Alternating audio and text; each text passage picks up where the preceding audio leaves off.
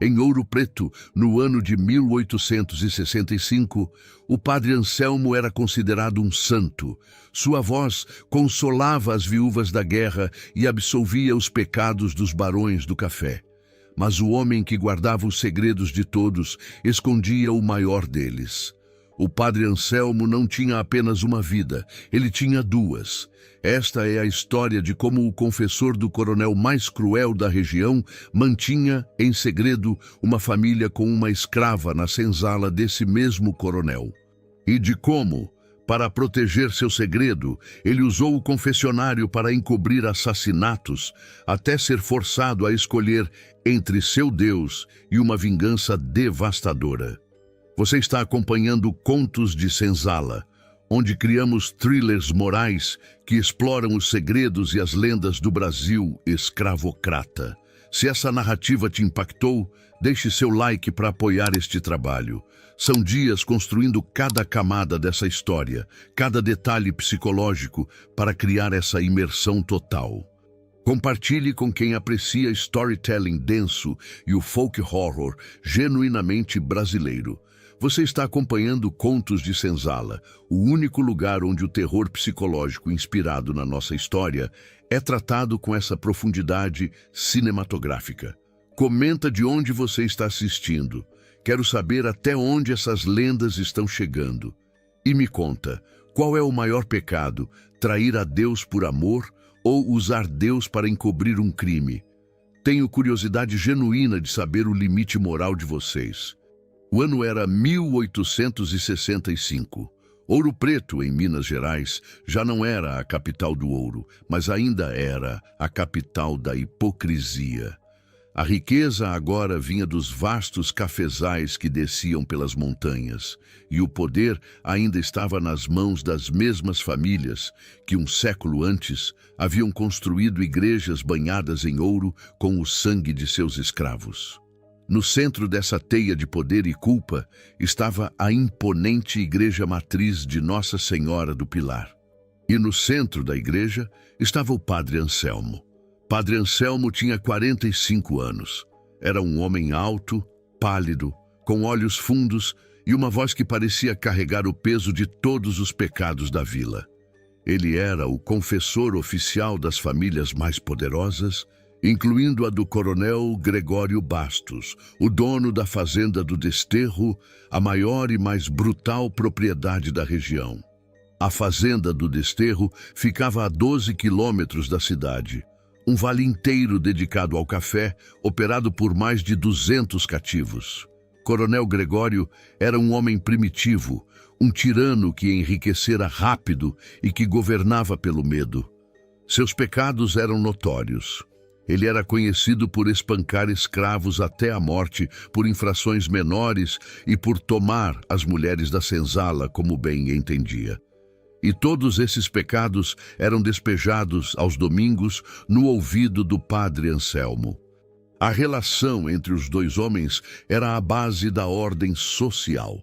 O coronel Gregório pecaria durante 6 dias, financiaria a igreja no 7º e o padre Anselmo lhe daria a absolvição, garantindo que o coronel mantivesse sua fachada de homem pio e temente a Deus.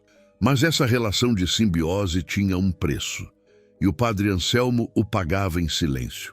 O padre mantinha um segredo que, se revelado, destruiria não apenas a ele, mas a ordem moral da vila inteira. Padre Anselmo tinha uma família. Há 10 anos, quando ele chegou a Ouro Preto, ele conheceu Esperança. Ela era uma escrava da fazenda do Desterro, uma mulata de olhos quietos, designada para limpar a casa paroquial. A solidão do padre encontrou a solidão da escrava. O que começou como um olhar de compaixão transformou-se em uma relação proibida, um pecado mortal que floresceu na escuridão da sacristia. Dessa relação secreta, nasceram 2 filhos, Mateus, agora com 9 anos, e Clara, com 6. Coronel Gregório, em sua arrogância, nunca soube a verdade. Para ele, Esperança era apenas mais uma escrava. As crianças, mais 2 crias para a lavoura. Ele não fazia ideia de que os 2 filhos mestiços que corriam pela senzala eram, na verdade, filhos do homem que absolvia seus pecados. Padre Anselmo vivia em um inferno particular. Ele pregava sobre a danação eterna enquanto vivia o próprio pecado. Cada vez que ele ia à fazenda do Desterro para batizar os filhos legítimos do coronel ou para ouvir a confissão da sinhá, ele via de longe seus próprios filhos brincando na terra batida e seu coração era rasgado. Para proteger Esperança e as crianças, Anselmo se tornou cúmplice do coronel. Ele usava o sigilo da confissão como uma arma de barganha. 2 anos antes, em 1863, o coronel Gregório confessou um crime terrível. Ele havia assassinado um agrimensor do governo que viera medir suas terras. O homem descobriu que o coronel havia falsificado os documentos e roubado mais de 800 hectares da coroa. O coronel o matou e enterrou o corpo na mata. Ele confessou ao padre Anselmo. O padre, horrorizado, sentiu o peso do inferno, mas ele também viu sua vantagem. Ele disse ao coronel que o pecado era mortal, que exigiria uma penitência eterna, mas ele, o padre, o absolveria. Em troca dessa absolvição, o padre Anselmo fez um único pedido humilde. Ele pediu que a escrava Esperança e seus 2 filhos fossem transferidos do trabalho de campo para o serviço doméstico na casa grande e que, sob nenhuma circunstância, fossem castigados ou vendidos. O coronel, aliviado por ter seu assassinato limpo por Deus, achou o pedido estranho, mas barato. Ele concordou imediatamente. Ele não entendeu que não era um pedido de caridade. Era o primeiro pagamento de uma chantagem. Padre Anselmo havia vendido sua alma para proteger sua família. Ele usava a confissão do coronel como um escudo.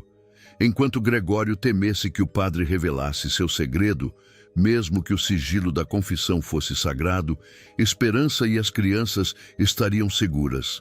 Essa paz podre durou 2 anos. A tensão explodiu em agosto de 1865. O coronel Gregório, sentindo o aperto da crise do café, decidiu vender parte de seu plantel. Ele precisava de dinheiro rápido para pagar dívidas de jogo em Vila Rica. Ele decidiu vender um lote de 30 escravos, incluindo peças de luxo do serviço doméstico, que valiam mais. Ele colocou Esperança e seus 2 filhos, Mateus e Clara, na lista de venda. Quando o padre Anselmo soube da notícia, através de uma mucama que limpava a igreja, seu mundo desabou. Ele correu para a fazenda do Desterro, sob o pretexto de uma visita espiritual de emergência ao coronel. Ele encontrou Gregório no escritório, limpando uma espingarda. O padre, tremendo, lembrou ao coronel de sua promessa. Ele disse que Esperança e as crianças não poderiam ser vendidas. O coronel Gregório, que havia bebido, riu. Ele disse que os tempos eram outros, padre, que uma promessa não enchia sua bolsa de moedas. Ele disse que o assassinato do agrimensor já era passado, já estava confessado e absolvido. A dívida estava paga. Anselmo, desesperado, cometeu o erro fatal. Ele ameaçou o coronel. Ele disse: se o senhor vender aquela família, Gregório, nem Deus poderá salvar sua alma. Eu irei à corte, eu contarei o que sei sobre o agrimensor. O coronel Gregório parou de rir. Ele largou a espingarda. O silêncio no escritório era total. O coronel olhou para o padre, seus olhos pequenos se estreitando. Ele finalmente entendeu. Ele perguntou com uma voz perigosamente calma: por que, padre? Por que aquela escrava? Por que aquelas crianças? O coronel olhou para o padre pálido e trêmulo, e a verdade o atingiu como um raio. O motivo da proteção, a insistência, a cor dos filhos de Esperança. O coronel começou a rir, um riso baixo, gutural, que encheu o escritório. Ele disse: então é isso, o santo de ouro preto, o confessor. O Senhor é o pai das crias. O segredo estava revelado. E agora, o padre Anselmo não tinha mais nenhum poder. O chantagista havia se tornado o refém. O coronel Gregório se aproximou do padre. Ele disse que a situação era de fato muito interessante. Ele disse que o padre não iria a corte nenhuma, pois se o fizesse, o coronel revelaria que o santo da cidade havia quebrado seu voto de castidade e mantinha uma família na senzala. O escândalo destruiria a igreja. O coronel disse que a venda estava mantida. E mais, ele disse que Esperança iria para um leilão no Rio de Janeiro, mas os filhos Mateus e Clara seriam vendidos separadamente para fazendas em Minas. Anselmo caiu de joelhos. Ele implorou. Ele chorou. Ele ofereceu o ouro da igreja. Ele ofereceu sua própria vida. O coronel Gregório apenas o observou, saboreando a humilhação do homem que por 2 anos o manteve refém. Ele disse ao padre que ele era um tolo, que ele havia trocado Deus por uma negra, e agora perderia os dois. O leilão estava marcado para dali a 1 semana. O padre Anselmo tinha 7 dias, 7 dias para salvar sua família. 7 dias para decidir entre sua fé, seu silêncio e uma vingança que o condenaria ao inferno. O padre Anselmo deixou a fazenda do Desterro como um homem morto. O caminho de volta para Ouro Preto, os 12 quilômetros de estrada de terra que ele tantas vezes cruzara como o representante de Deus, agora parecia a descida ao inferno. Cada passo era uma batida de martelo em sua alma. Ele não era mais um chantagista. Ele era um tolo. Ele havia usado o poder de Deus para uma barganha mundana e, ao ser descoberto, perdeu Deus e o mundo. Ele chegou à casa paroquial ao anoitecer. A pequena casa, normalmente um refúgio de silêncio e estudo, parecia agora uma cela de prisão. Ele entrou na igreja matriz de Nossa Senhora do Pilar. A igreja estava vazia, iluminada apenas pela luz bruxuleante das velas do altar. O cheiro de incenso antigo e cera derretida, que antes lhe trazia paz, agora parecia o cheiro de sua própria corrupção. Ele caminhou até o altar-mor, uma estrutura gloriosa banhada no ouro que definira aquela cidade. O ouro que ele poderia ter usado para comprar a liberdade de Esperança e de seus filhos anos atrás. Mas ele fora covarde. Ele preferiu o conforto de sua posição, a ilusão de que poderia manter suas 2 vidas separadas, Deus em Ouro Preto e sua família na senzala. Ele se ajoelhou diante do crucifixo. Ele tentou rezar. As palavras em latim, o Pater Noster, o Kyrie eleison, saíam de sua boca, mas eram apenas som. Eram cascas vazias. Como ele poderia pedir misericórdia a Deus quando ele mesmo havia usado a misericórdia divina, a absolvição, como moeda de troca para proteger seu próprio pecado? A imagem do rosto de Gregório Bastos, rindo de sua humilhação, sobrepôs-se à imagem do Cristo sofredor. O coronel havia se tornado seu novo Deus, um Deus cruel que agora controlava o destino de sua família. Ele passou a noite inteira ali, ajoelhado no chão frio de pedra. Ele não rezava, ele negociava. Ele pedia a Deus um sinal, uma saída.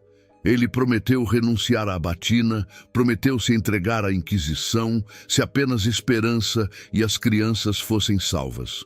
Mas a igreja permaneceu em silêncio. Ao amanhecer, uma nova resolução tomou conta dele. Não era divina, era humana. Era o desespero de um pai. Ele tinha que ver Esperança. Ele tinha que vê-la uma última vez. Ele usou o pretexto mais sagrado que tinha.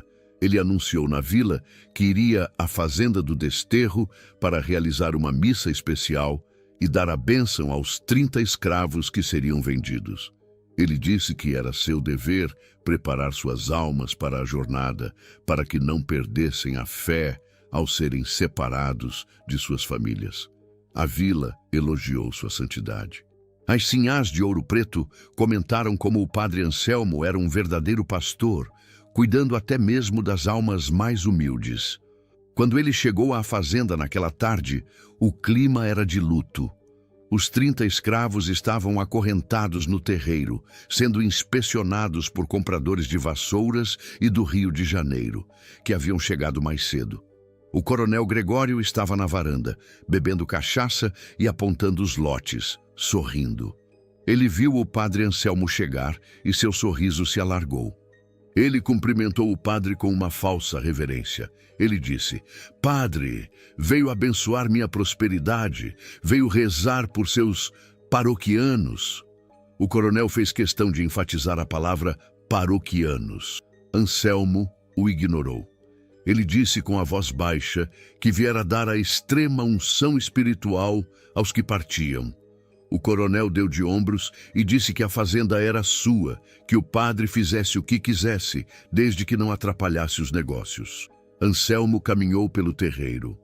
Ele viu o horror nos olhos das famílias que estavam sendo separadas, e então ele a viu. Esperança. Ela estava sentada em um canto perto da senzala. Seus 2 filhos, Mateus e Clara, agarravam-se às suas pernas.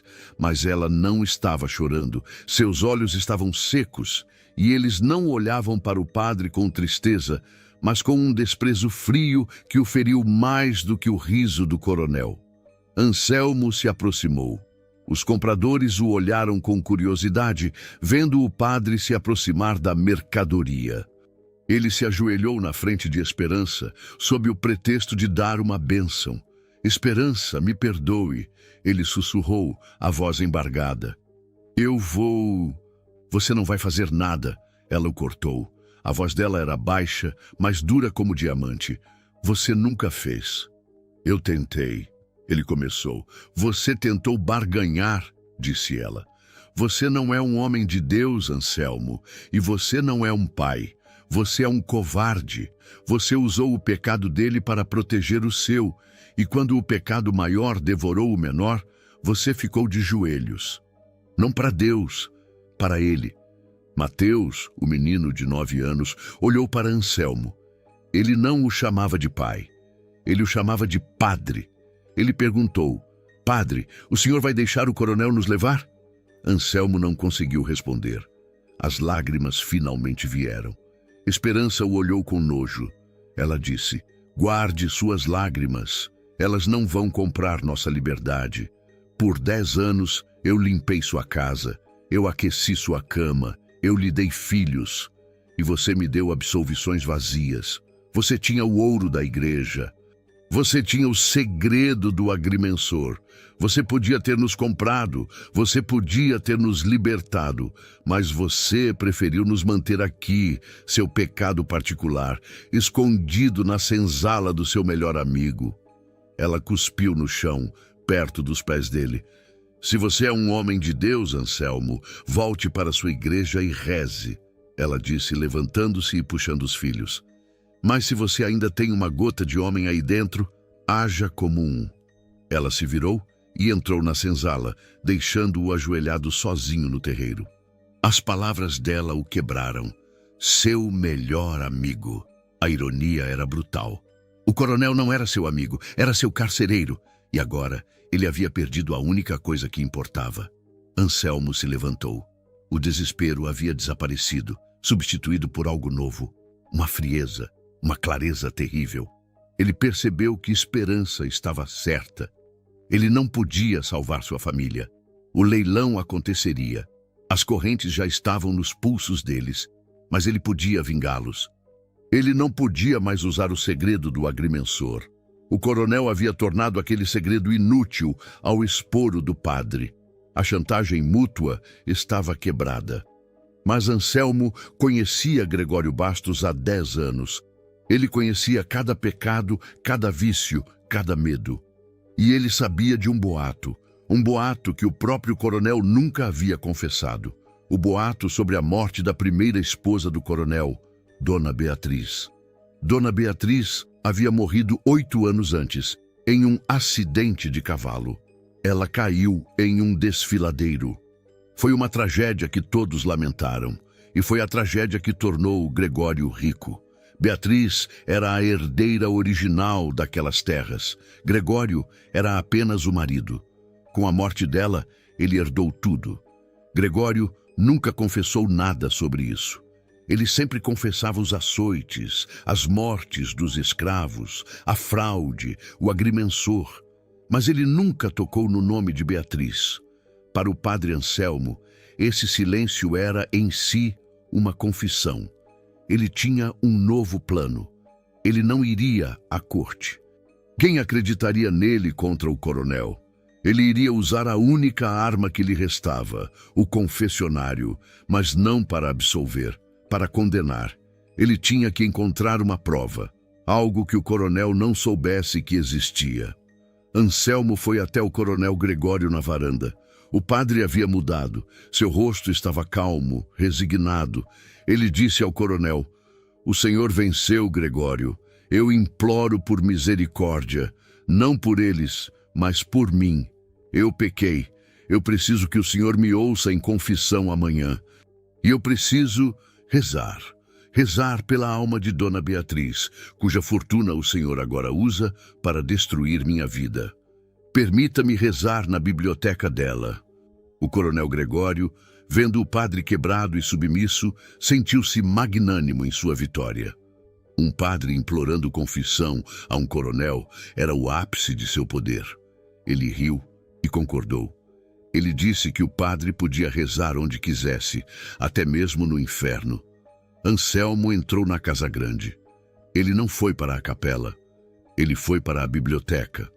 Era o único cômodo que o coronel mantinha intocado desde a morte de Beatriz. Era um santuário para a mulher cuja fortuna ele roubara. A biblioteca estava empoeirada.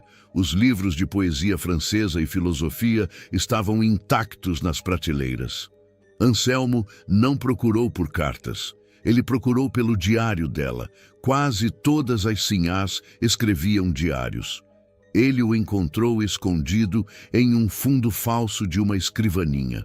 O diário de Dona Beatriz era cheio de melancolia, de solidão. E nas últimas semanas de medo. Anselmo foi até a última página, datada do dia anterior à sua morte. A caligrafia era trêmula. Ela escreveu: "Gregório não me engana mais. Eu sei sobre ele e minha irmã. Eu o confrontei. Ele riu. Ele disse que esta fazenda só é minha no papel.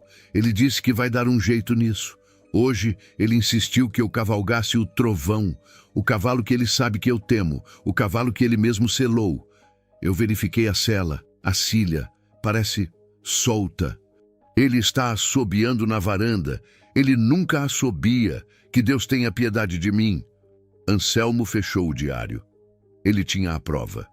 Não uma prova legal, mas uma prova moral. Um assassinato premeditado. Um pecado que nunca foi confessado. Um pecado que o coronel guardava em seu coração, acreditando estar seguro.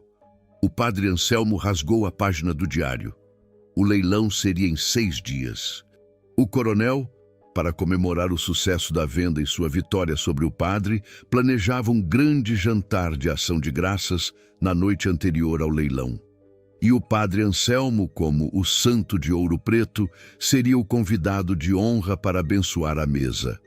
Anselmo guardou a página do diário junto ao peito, por baixo da batina. Ele não salvaria sua família. Era tarde demais. Mas ele salvaria a alma de Gregório Bastos. Ele a salvaria, arrastando-a para o inferno. Os 6 dias seguintes foram uma tortura de quietude. O padre Anselmo voltou para Ouro Preto. Ele não era mais o homem desesperado que havia saído. Ele era uma arma carregada. Ele era um homem que havia perdido Deus e o diabo ao mesmo tempo. E agora só lhe restava a justiça. Ele escondeu a página amarelada do diário de Beatriz dentro de sua Bíblia de cerimônias. O pesado livro de capa de couro que ele usava para as missas mais importantes. Ele a colocou marcando o Evangelho de João, capítulo 8, versículo 44. "Vós tendes por pai ao diabo, e quereis satisfazer os desejos de vosso pai. Ele foi homicida desde o princípio." Ele passou aqueles 6 dias em um transe funcional. Celebrou a missa dominical na matriz do pilar. Sua voz estava mais forte, mais clara do que nunca. Os fiéis comentaram que o padre parecia tocado por uma nova inspiração divina. As sinhás de Ouro Preto, alheias ao drama que se desenrolava, viam apenas sua piedade. Elas não viam a fúria fria que havia se instalado em seu coração. Ele ouviu confissões. Ele absolveu os pecados pequenos. A sinhá que foi rude com a mucama, o comerciante que enganou no peso do ouro, o jovem que teve pensamentos impuros. E a cada absolvição, ele sentia o peso de sua própria hipocrisia. Ele estava prestes a cometer o maior dos sacrilégios, usar a prova de um assassinato, não na corte, mas no tribunal privado da elite, para executar um homem socialmente. Enquanto isso, na fazenda do Desterro, o coronel Gregório estava exultante. Os compradores de escravos do Rio de Janeiro e de Vassouras já haviam inspecionado o lote de 30 peças. A venda prometia ser lucrativa. Ele havia quebrado o padre. Ele havia garantido seu silêncio sobre o agrimensor. E ele se livraria da prova viva de seu pecado, Esperança e as crianças. Ele supervisionou pessoalmente os preparativos para o jantar. Ordenou que o melhor vinho do porto fosse servido. Que o leitão fosse assado com perfeição. Seria uma noite de triunfo. Ele fez questão de enviar um segundo convite ao padre Anselmo, um bilhete escrito à mão que dizia: "Espero vossa reverência para abençoar minha mesa. Sua presença é essencial para celebrar a providência divina." Anselmo leu o bilhete e o queimou na chama de uma vela. "A providência divina", ele sussurrou. De fato, na noite anterior ao leilão, Anselmo vestiu sua batina mais formal. Ele pegou a Bíblia pesada. Ele não comeu. Ele não bebeu, ele apenas esperou. Quando o sino da igreja bateu às 18 horas, ele iniciou a caminhada de 12 quilômetros até a fazenda do Desterro. Ele recusou a carruagem que a igreja lhe ofereceu. Ele precisava caminhar. Cada passo na estrada escura era uma meditação sobre o que estava prestes a fazer. Ele estava sacrificando sua própria alma, seu sacerdócio, sua vida após a morte, tudo pela vingança de Esperança. Ele chegou à Casa Grande às 8 horas da noite. A fazenda estava em festa. Luzes de velas saíam de todas as 20 janelas. A música de um piano, tocado desajeitadamente pela sobrinha do coronel, ecoava pelo vale. O cheiro de porco assado e de cachaça fina enchia o ar. Na varanda estavam reunidos os homens mais poderosos de Minas Gerais. O barão de Vila Rica, primo de Dona Beatriz, a falecida esposa. O juiz da comarca. Outros 2 coronéis de fazendas vizinhas, rivais de Gregório. E, claro, os compradores de escravos, os convidados de honra. Coronel Gregório viu o padre Anselmo subir os degraus da varanda. Este era o seu momento de triunfo supremo. Ele foi receber o padre, um copo de cachaça na mão, o rosto vermelho pelo álcool. Ele bateu nas costas de Anselmo, um gesto de falsa intimidade e domínio. "Padre, que honra! Veio abençoar minha noite de sorte", ele bradou. Ele se virou para os outros barões. "Vejam, o padre Anselmo, o homem mais santo de Ouro Preto, veio pessoalmente celebrar comigo. Isso é que é ter a bênção de Deus, não é mesmo?" O barão de Vila Rica, um homem mais velho e sério, primo de Beatriz, olhou para Anselmo com uma certa pena. Ele disse: "Padre, uma noite difícil para o senhor, eu imagino. Fiquei sabendo da venda dos seus protegidos." Gregório riu alto. "Protegidos, isso mesmo. O padre cuida de todo o seu rebanho, não é mesmo, Anselmo?" A humilhação era pública, mas velada. Apenas os 2 sabiam o real significado. Anselmo não respondeu. Ele apenas disse com a voz pálida: "Estou aqui para a bênção, coronel, e para rezar pela alma desta casa." O jantar foi servido. A mesa estava farta. O vinho fluiu. Gregório contava histórias de caçadas, gabava-se do preço que conseguiria no leilão do dia seguinte. Ele estava no auge de seu poder, o rei em seu castelo. Anselmo permaneceu em silêncio, sem tocar na comida, sem tocar na bebida. Ele apenas observava. Finalmente, Gregório bateu com a faca na taça de cristal, pedindo silêncio. Meus amigos, antes da sobremesa, peço ao nosso reverendo Padre Anselmo que nos dê a bênção final desta noite próspera. Este era o momento. Todo o salão ficou em silêncio. Os homens tiraram os chapéus. As sinhás baixaram os olhos. Padre Anselmo se levantou. Ele era a figura mais alta na sala, pálido e sombrio em sua batina preta. Ele abriu a pesada Bíblia de couro.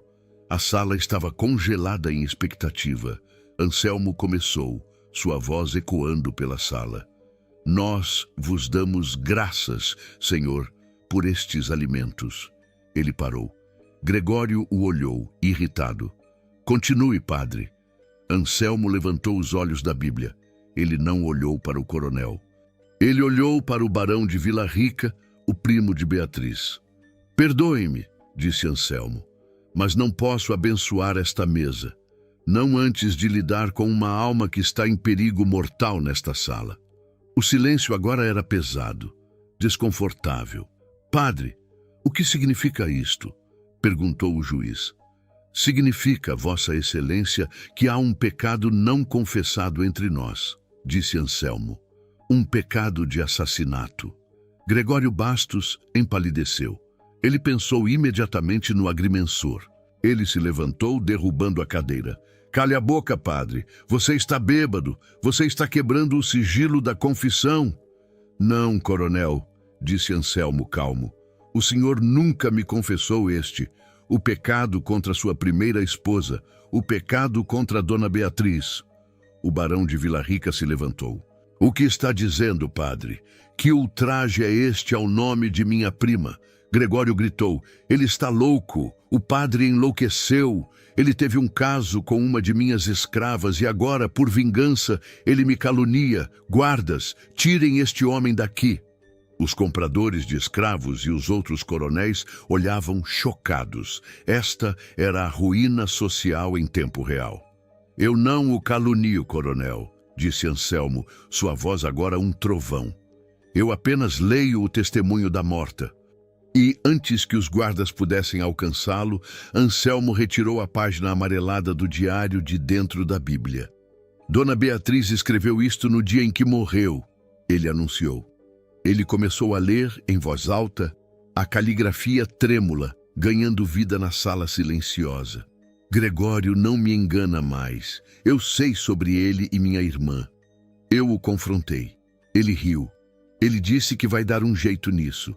Hoje, ele insistiu que eu cavalgasse o trovão, o cavalo que ele sabe que eu temo. O cavalo que ele mesmo selou. Eu verifiquei a sela, a cilha, parece solta.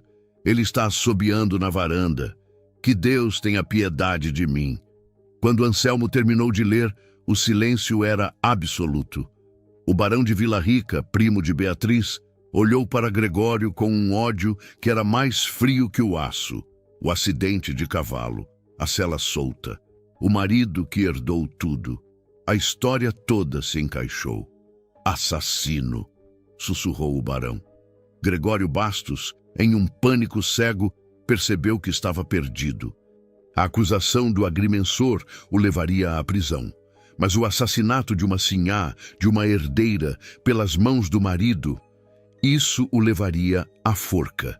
E pior, à desonra total. Ele não gritou, ele não negou, ele apenas olhou para Anselmo com olhos vidrados. O padre quebrado havia se tornado seu executor.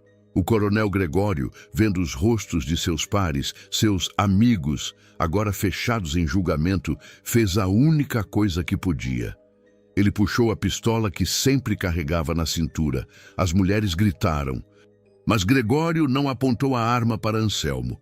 Ele sabia que era tarde demais. O padre já havia vencido. Ele apontou a pistola para a própria cabeça. Se eu for para o inferno, ele rosnou para Anselmo. Você virá comigo, padre. E ele puxou o gatilho. O som foi ensurdecedor. O corpo do coronel Gregório Bastos caiu sobre a mesa do banquete, destruindo a porcelana e espalhando vinho e sangue sobre o leitão assado. A vingança do padre Anselmo estava completa. O caos que se seguiu foi absoluto. As mulheres gritaram, 2 delas desmaiaram. Os compradores de escravos, homens acostumados à violência, recuaram, derrubando cadeiras. O barão de Vila Rica, o primo de Dona Beatriz, foi o primeiro a agir. Ele, um homem de guerra, gritou: "O tirano está morto! Ele se condenou!" O coronel Gregório Bastos jazia sobre a mesa. O sangue se misturava ao vinho derramado e à gordura do leitão assado. A ceia de ação de graças havia se transformado em um altar de sacrifício. E no meio do pandemônio, Padre Anselmo permaneceu imóvel, parado na cabeceira oposta da mesa. Ele não olhava para o corpo de Gregório. Ele olhava para a página do diário que ainda segurava em sua mão. Ele havia vencido. Ele havia usado a verdade como uma arma, e a arma havia disparado. Mas o ricochete o havia atingido em cheio. As últimas palavras de Gregório ecoavam em sua mente. "Se eu for para o inferno, você virá comigo, padre." Não foi uma ameaça, foi uma profecia. O coronel, com seu último ato de despeito, havia exposto o pecado de Anselmo. Ele não morrera apenas como um assassino, morrera expondo o padre como um adúltero, um pai de escravos. O juiz da comarca, pálido, tentou restaurar a ordem. Ele gritou pelos guardas: "Prendam este homem", ele ordenou apontando para Anselmo. "Prendê-lo por quê?", disse o barão de Vila Rica. Sua voz era fria e cheia de autoridade. Ele pegou a página do diário da mão trêmula de Anselmo. Este homem não puxou o gatilho. Ele apenas leu a sentença. Gregório Bastos se matou por culpa. Culpa pelo assassinato de minha prima Beatriz. O barão se virou para os outros convidados. Vocês todos são testemunhas. Gregório Bastos era um assassino de esposas. A justiça divina, embora tardia, foi feita esta noite, pela mão deste padre. O juiz, vendo que o nobre mais poderoso da sala havia tomado o lado de Anselmo, hesitou. O suicídio era, de fato, uma confissão. Anselmo não seria preso por assassinato. Mas o outro crime, o crime contra Deus. Na manhã seguinte, a notícia explodiu em Ouro Preto. O coronel Gregório estava morto, suicídio. E o motivo era duplo: o assassinato de sua primeira esposa, Beatriz, e o escândalo profano do padre Anselmo. O leilão, marcado para aquela manhã, foi cancelado. Os compradores de escravos, horrorizados com o banquete de sangue e temendo a instabilidade da fazenda, foram embora ao amanhecer. Para a Esperança, Mateus e Clara, ainda acorrentados na senzala, o cancelamento do leilão não significava liberdade, significava apenas um atraso. A morte do coronel não os libertava, apenas os transferia para seus novos donos, os credores de Gregório. Mas o destino de Anselmo foi selado primeiro. O bispo de Mariana foi notificado. A igreja não podia tolerar um escândalo daquela magnitude. O assassinato de Beatriz era um caso da corte, mas o pecado de Anselmo era um caso de Deus. Uma semana depois, padre Anselmo foi convocado ao palácio do bispo. Ele foi sozinho. Ele já não era um chantagista, nem um vingador. Ele era apenas um homem vazio. Ele entrou na sala do bispo e não esperou a acusação. Ele confessou tudo. Confessou os 10 anos de relacionamento com Esperança. Confessou os 2 filhos. Confessou o pecado da covardia, de ter usado o segredo do agrimensor para proteger sua família em vez de libertá-la. E confessou o orgulho, de ter usado o diário de Beatriz para executar um homem em público. O bispo, um homem pragmático, ouviu tudo em silêncio. A igreja em Minas Gerais já estava sob ataque dos liberais e maçons. Um escândalo como aquele poderia destruir a fé na região. A sentença foi rápida e silenciosa. Padre Anselmo não seria excomungado publicamente. Isso faria muito barulho. Ele seria desaparecido. ele foi destituído de sua batina. Foi ordenado a deixar Ouro Preto naquela noite. Ele seria transferido para um mosteiro de clausura no interior mais remoto do sertão de Goiás, um lugar de onde ninguém jamais voltava. Ele passaria o resto de seus dias em silêncio, rezando pela alma de Gregório Bastos e pela sua própria. Anselmo aceitou. Ele tinha apenas uma condição. Ele disse ao bispo: eu irei, eu desaparecerei, mas a igreja deve um favor a este pecador. Os filhos, meus filhos e a mãe deles, eles ainda são escravos. A fazenda será leiloada pelos credores de Gregório. Eles serão vendidos e separados, como ele queria. O bispo franziu a testa. A igreja não comprava escravos. Não compre, disse Anselmo, mas o barão de Vila Rica o fará. O bispo entendeu. Naquela mesma tarde, o bispo teve uma reunião privada com o barão de Vila Rica. O barão, primo de Beatriz, agora via Anselmo de uma forma complexa. O padre era um pecador, sim, mas fora o instrumento da justiça de sua prima. E o barão era, acima de tudo, um homem de honra familiar. 2 semanas depois, ocorreu o leilão da fazenda do Desterro. Os credores de Gregório estavam ansiosos para reaver seu dinheiro. O barão de Vila Rica chegou. Ele não fez ofertas pelas terras do café. Ele não fez ofertas pela Casa Grande. Ele esperou o leilão dos lotes de escravos. Quando o leiloeiro anunciou lote 22, uma fêmea reprodutora, 30 anos, Esperança, com 2 crias saudáveis, Mateus e Clara, o barão deu o primeiro lance. E continuou dando lances, superando os compradores de vassouras, até arrematar a família. Naquela tarde, Anselmo, agora um homem comum, vestido em roupas simples de linho cru, esperava na saída de Ouro Preto, perto da estrada para Goiás. Ele não tinha nada, exceto a roupa do corpo. Uma carruagem parou. Era a carruagem do barão de Vila Rica. O barão desceu. Ele olhou para Anselmo com desprezo, mas também com um pingo de respeito. O bispo me pediu um favor, disse o barão. E eu devia um favor a você, pela minha prima. Ele entregou a Anselmo um pedaço de papel.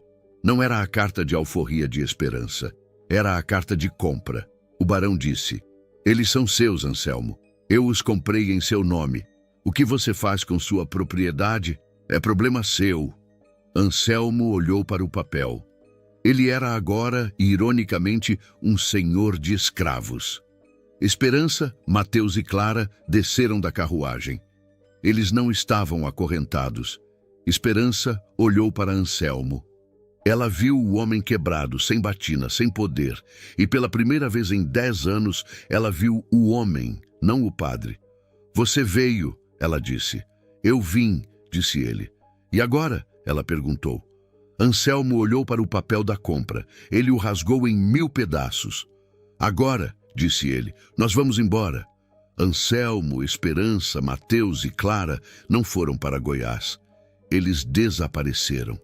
Rumores diziam que tomaram um navio em Santos e foram para o sul, para o Rio Grande, onde a escravidão era menos comum e a cor da pele se misturava mais facilmente com a dos imigrantes. Ninguém em Ouro Preto jamais ouviu falar deles novamente, mas a lenda, o conto de senzala, permaneceu. A fazenda do Desterro foi comprada por um credor, mas nunca mais prosperou. Tornou-se a Fazenda Assombrada. Os escravos que permaneceram contavam a história, mas a história deles era diferente. Eles não falavam do diário de Beatriz. Eles contavam que, naquele jantar, o padre Anselmo, furioso por Gregório ter vendido sua família secreta, não usou um papel. Eles diziam que o padre se levantou, os olhos brancos, possuído por um orixá da justiça. Eles diziam que o padre apontou o dedo para o coronel e falou em uma língua africana que ninguém entendeu. E que o coronel, vendo o demônio que o padre havia invocado, gritou e se matou, pois sua alma havia sido reivindicada. A história que ficou no recôncavo de Minas não foi a do pecado do padre, foi a do poder do padre. O poder que ele usou, não para absolver, mas para executar. O confessionário da Matriz do Pilar ficou vazio por anos. Ninguém queria se confessar ali, com medo de que o fantasma do padre Anselmo ainda estivesse ouvindo, julgando, e decidisse que alguns pecados não mereciam absolvição, apenas a bala.